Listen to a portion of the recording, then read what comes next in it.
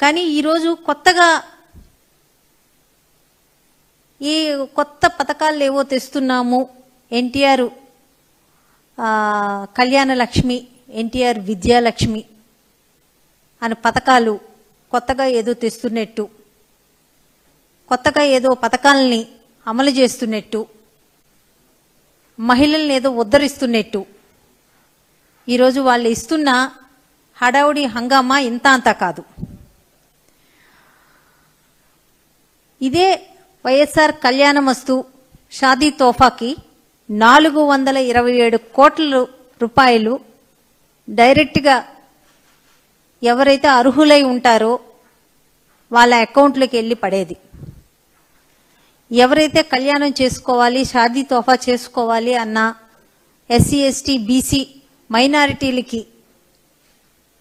పథకాలు అందజేసేవారు. కానీ ఈరోజు ఆ పథకాలన్నిటిని పూర్తిగా తుంగలో తొక్కారు. ఈరోజు ఏ ఒక్క పథకం అమల్లో లేదు. అది కాకుండా మనము గతంలో కూడా చూసాం, 2014 నుంచి 19లోపు చంద్రబాబు నాయుడు గారు ఇదే మహిళలకి, డోక్రా మహిళలకి, డోక్రా సంఘాల మహిళలకి రుణమాఫీ అని చెప్పడం జరిగింది. కానీ ఎక్కడ రుణమాఫీ జరగల. 5 ఏళ్ల కాలంలోన డోక్రా మహిళలు ఆయనకి ఏ రోజు గుర్తురాల. గతంలోనే ఇలాగే మోసం చేశారు. ఇప్పుడు కూడా సూపర్ 6 అని పెట్టారు. జగన్మోహన్ రెడ్డి గారు అందజేస్తున్న పథకాలకి ఆంధ్రప్రదేశ్ శ్రీలంకగా మారిపోతుందని చెప్పిన వ్యక్తి, నేను జగన్మోహన్ రెడ్డి గారు ఇచ్చే పథకాల కన్నా నేను ఎక్కువ ఇస్తానని చెప్పి మళ్ళీ అదే మాట పలికి సూపర్ 6 అని ఒక పేరు ఒకటి పెట్టుకొని రావటం జరిగింది. ఈరోజు డోక్రా మహిళలకి ఏ రకంగా వాళ్ళకి అన్యాయం జరుగుతుంది అని అన్నది ఆంధ్ర రాష్ట్ర ప్రజలందరూ గమనించాలి. ఎందుకంటే ఇంట్లో ఎంతమంది మహిళలు ఉంటే అంతమందికి 18,000 చొప్పున శ్రీనిధి కింద ఇస్తాను అని తెలియచేయటం జరిగింది. అది ఈరోజు ఒక ఇంట్లో 2 మహిళలు ఉంటే 36,000, 4 మహిళలు ఉంటే 72,000. కానీ ఇది ఇంతవరకు అమలు చేయలేదు, అమల్లోకి రాలేదు. అలాగే 19 ఏళ్ళ నుంచి 59 ఏళ్ళు ఉన్న మహిళలకి ప్రతి నెల 1,500 చొప్పున మహిళలకు అందజేస్తామని చెప్పి అదే సూపర్ 6లో పెట్టడం జరిగింది. అది కూడా తుంగలో తొక్కారు. అది కూడా మహిళలకు వెన్నుపోట పొడిచారు. అలాగే ఇప్పుడు డోక్రా మహిళలు పొదుపు సంఘాల్లో దాచుకుంటున్న డబ్బులు ఏ రకంగా మోసం చేస్తున్నారు అన్నది ఈరోజు ఆంధ్ర రాష్ట్రంలో ప్రజలు గమనించాలి. ఈరోజు ఆర్బీఐ బ్యాంకుకి విరుద్ధంగా, చట్టానికి విరుద్ధంగా ఈరోజు వీళ్ళు కొత్తగా పెడుతున్న ఎన్టీఆర్ కళ్యాణ లక్ష్మి, ఎన్టీఆర్ విద్యాలక్ష్మి వీటికి 4% వడ్డీ కింద బ్యాంకుల నుంచి వీళ్ళు తీసుకోవడం జరుగుతుంది. బ్యాంకుల నుంచి 4% వడ్డీకి ఈ విద్యాలక్ష్మి, కళ్యాణ లక్ష్మికి మహిళలకు అందజేస్తారంట 4% వడ్డీకి. కానీ వీళ్ళు బ్యాంకు నుంచి ఎంత వడ్డీకి తెస్తున్నారయ్యా అని అంటే 7% వడ్డీకి తెస్తున్నారు. అంటే 7% వడ్డీకి వీళ్ళు బ్యాంకుల నుంచి తీసుకొచ్చి, అది ఎవరు డబ్బులయ్యా అంటే డోక్రా మహిళలు పొదుపు సంఘాల ద్వారా 12 ఏళ్ల నుంచి పొదుపు చేసుకుంటున్న డబ్బులు, పొదుపు సంఘాల మహిళలు దాచుకుంటున్న, పొదుపు చేసుకుంటున్న డబ్బుల్ని వీళ్ళు ఎన్టీఆర్ కళ్యాణ లక్ష్మి, ఎన్టీఆర్ విద్యాలక్ష్మికి 1000 కోట్లు, సంవత్సరానికి 500 కోట్లు చొప్పున ఈ 2 పథకాలకి 1000 కోట్లు వీళ్ళు బ్యాంక్ నుంచి 7% వడ్డీకి తీసుకొని విద్యాలక్ష్మి, ఎన్టీఆర్ కళ్యాణ లక్ష్మి, ఎన్టీఆర్ విద్యాలక్ష్మి కింద అది 4% వడ్డీకి మళ్ళీ ప్రజలకే అందజేస్తారంట.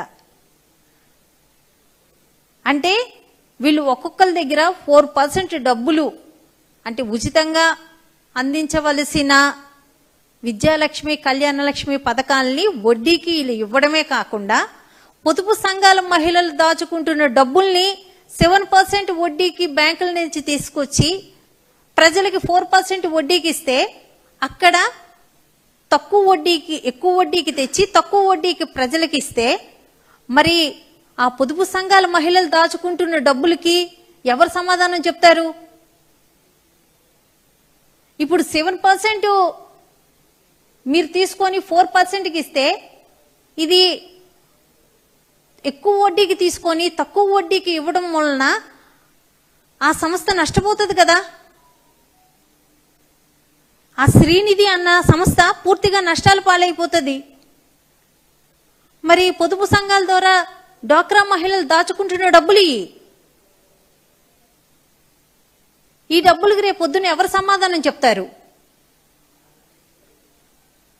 ఇదే షాదీ తోఫా వైఎస్ఆర్ కళ్యాణలక్ష్మి వైఎస్ఆర్ షాదీ తోఫాకి 427 కోట్ల రూపాయలు జగన్మోహన్ రెడ్డి గారి హయాంలోన మహిళలకు అందజేసేవారు, ఫ్రీగా అందజేసేవారు. ఉచితంగా ఇవ్వటం మూలాన వాళ్ళు ఎంతో ఆర్థిక స్వలంబన అన్నది పొందేవారు. కానీ అయ్యే పథకాలకి పేరు మార్పిడిలు చేసి వడ్డీలకి డబ్బులు ఇచ్చి అది గవర్నమెంట్ నుంచి మీరు ప్రొవైడ్ చేస్తే బాగుంటుంది. కానీ ఇంకో సంస్థ ఇంకో మహిళలు దాచుకుంటున్న డబ్బుల్ని దోచేసుకొని ఇటు మళ్లించడం ఏంటి? అసలు ఇంతకన్నా దుర్మార్గం ఏమైనా ఉంటుందా? ఇంతకన్నా దాష్టికం ఏమైనా ఉంటుందా? ఇదేం పాలన? మహిళల్ని పూర్తిగా మోసం చేస్తున్నారు. గతంలోన మనకి డ్వాక్రా మహిళలు 5,000 కోట్లు డ్వాక్రా మహిళలకి వైఎస్ఆర్ గవర్నమెంట్లోన జగనన్న పాలనలోన 5,000 కోట్ల రూపాయలు లబ్ధి చేకూరేది సున్నా వడ్డీ రూపాన. 2014 నుంచి 19లోన ఈయన ఎంత ఎగ్గొట్టారా మహిళలకేనంటే 25,571 కోట్ల రూపాయలు ఈయన రుణమాఫీ చేస్తానని ఎగ్గొట్టడం జరిగింది చంద్రబాబు నాయుడు గారు. అదే జగనన్న వచ్చిన తర్వాత 4 ఏళ్లలోన మహిళలకు అందజేసింది మొత్తం లబ్ధిదారులు 3,86,82,882 మంది లబ్ధిదారులు మనకుంటే వాళ్ళకి 4,969 కోట్ల రూపాయలు లబ్ధి చేకూరింది ఇదే సున్నా వడ్డీ పథకం ద్వారా. కానీ అదే ఎక్కడ ఎన్నో సంవత్సరం నుంచి అంటే 2019 నుంచి 2023 వరకు జగన్మోహన్ రెడ్డి గారి గవర్నమెంట్లోన మహిళలకి సున్నా వడ్డీ రూపాన అందిన లబ్ధి ఇది.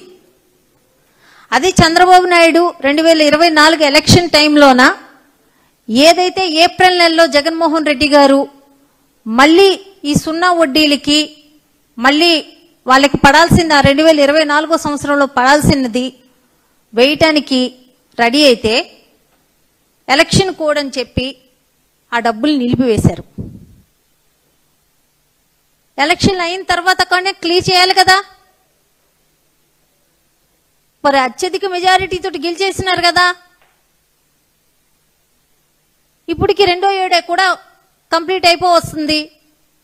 మరి 2024లోన జగన్మోహన్ రెడ్డి గారు ఈ సున్నా వడ్డీ ఆ సంవత్సరం వేయాల్సిన డబ్బుల్ని పెడితే దాన్ని ఎలక్షన్ కోడ్ అని ఆపిన చంద్రబాబు నాయుడు మరి అది పూర్తి చేయాలి కదా. పూర్తి చేయలేదు. ఇంతవరకు ఏ ఒక్క డ్వాక్రా మహిళకి మళ్ళీ ఈ సున్నా వడ్డీ రూపంలోన ₹1 కూడా లబ్ధి చేకూరలేదు. ఎన్ని రకాలుగా మహిళల్ని ఈ రాష్ట్రంలోన అన్యాయం చేస్తున్నారు, ఎన్ని రకాలుగా మహిళలకి కళ్ళబుల్లి మాటలు, సూపర్ సిక్స్లని అయ్యని ఇయ్యని చెప్పి ఈరోజు ఉలుకు పలుకు లేకుండా ఇంకా తిరిగి మళ్ళీ వాళ్ళు దాచుకున్న పొదుపు సంఘాల్లో డబ్బులే వాడేయటానికి ఈరోజు పూనుకుంటున్నారు. ఎంత దాష్టికం ఏ రాష్ట్రంలోనూ మనం చూడం.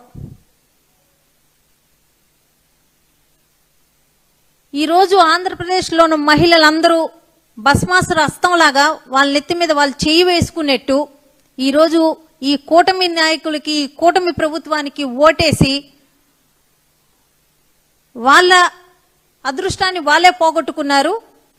వాళ్ళ పతనాన్ని వాళ్ళే తెచ్చుకున్న విధానంలో ఈరోజు ఉంది. ఎందుకంటే ఎన్ని కోట్ల మంది ఈరోజు 1,80,00,000 మంది ఈరోజు సున్నా వడ్డీదారులు ఉండడం జరుగుతుంది. మహిళలు మనకి ఎంతమంది మహిళలు దాచుకున్న 12 ఏళ్లుగా దాచుకున్న డబ్బులు ఈ రకంగా దోచేయడానికి వాళ్ళు పూనుకున్నారు అని అంటే